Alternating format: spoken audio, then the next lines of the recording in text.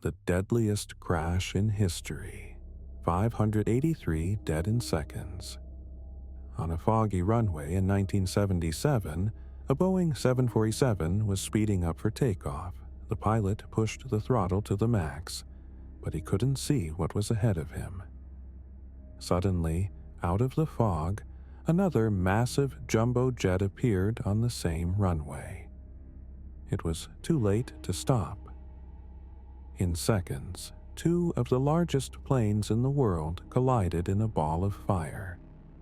This is the story of the Tenerife Airport Disaster. It remains the deadliest accident in aviation history, and it all happened because of a single, misunderstood radio message. Chapter 1: The Bomb and the Diversion. The tragedy began on March 27, 1977. Pan Am Flight 1736 had flown from Los Angeles to New York and then towards the Canary Islands. At the same time, KLM Flight 4805 arrived from Amsterdam. Both planes were heading to Las Palmas Airport. But suddenly, a terrorist group planted a bomb in the Las Palmas terminal. The explosion caused panic and forced the airport to close. All incoming flights were diverted to a tiny airport on the island of Tenerife. Tenerife was small, with only one runway and one taxiway. It was never designed to handle so many massive jumbo jets at once.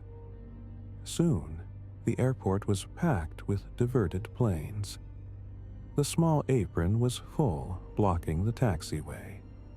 This forced planes to taxi on the main runway to get into position. Chapter 2: The Fog and the Refueling Mistake. While waiting, the KLM captain decided to refuel his plane. This was a fatal decision.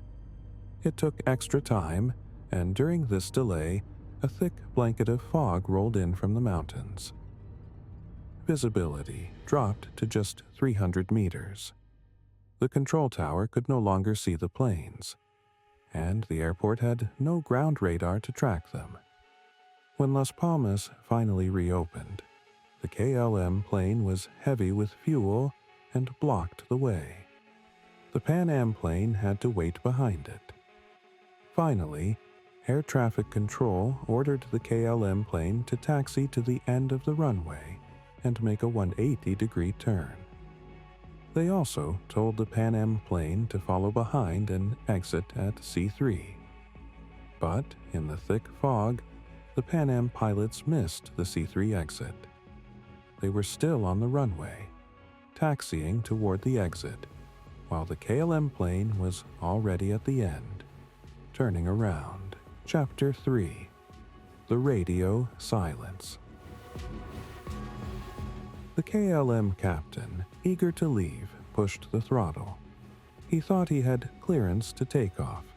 He radioed, "We are at takeoff." The tower replied, "Okay, stand by for takeoff, I will call you." But at that exact moment, the Pan Am pilot also radioed, "We are still down the runway." These two messages were sent at the exact same time. This caused a heterodyne squeal on the radio. The KLM captain only heard a static noise, not the warning to stop. He released the brakes and began his takeoff roll. His flight engineer warned him in, asking, "Is he not clear, that Pan Am?" But the captain, confident and stressed, replied, "Oh yes." As the KLM jet reached 160 miles per hour, the pilots saw the Pan Am plane in front of them.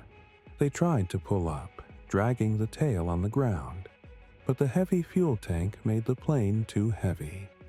The KLM plane smashed into the top of the Pan Am jet, slicing off the roof. The collision killed everyone on the KLM plane instantly. On the Pan Am plane, 61 people miraculously escaped through a hole in the fuselage, but 583 people lost their lives that day. Conclusion: the Tenerife disaster changed aviation forever. Standard phrases like "line up" and "wait" were introduced to avoid confusion. Cockpit procedures were changed so co-pilots could challenge captains.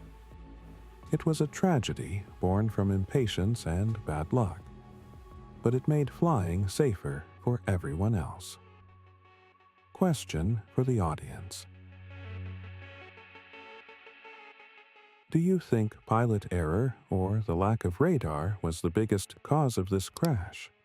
Let me know in the comments.